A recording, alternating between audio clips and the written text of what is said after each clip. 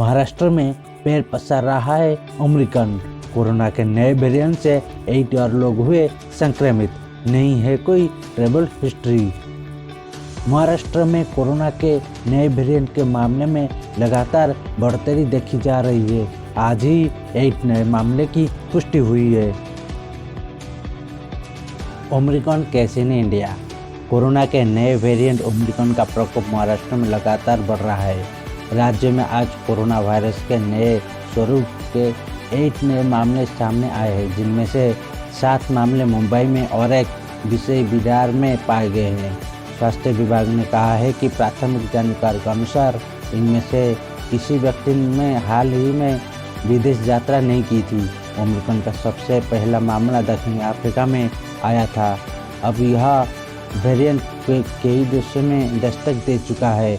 भारत में अब तक 53 लोग ओमिक्रॉन की संक्रमित हुई है। इनमें से अधिक महाराष्ट्र में 28 मामले हैं। 28 में से 9 मरीज संक्रमित से उबर चुके हैं।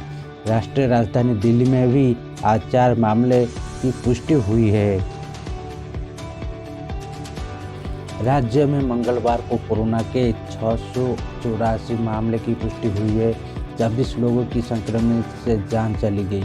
महाराष्ट्र में अब तक 66,45,136 लोग कोरोना से संक्रमित हुए और इनमें से 64,93,688 ठीक हो चुके हैं। 1,41,288 मरीजों की मौत हुई है।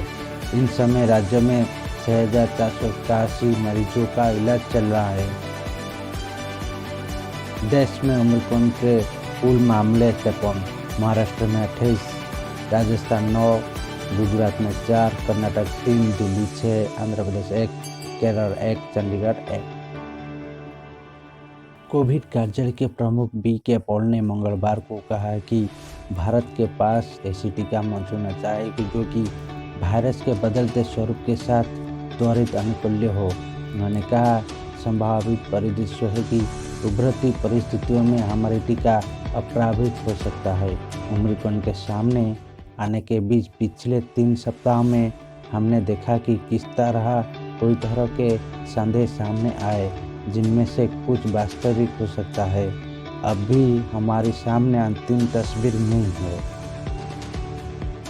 न्यूज एजेंसी पीटीआई के मुताबिक नीति आयोग के सदस्य बी.के. पॉल ने कहा, इसलिए हमारे लिए ये आवश्यक है कि हमें त्वरित अनुकूल्य टीका मौजूद होने के लेकर सुनिश्चित होना चाहिए।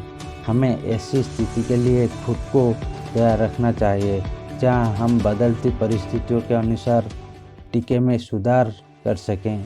इसे हर 3 महीने में नहीं किया जा सकता, हालांकि ऐसा हर साल करना संभव हो सकता है।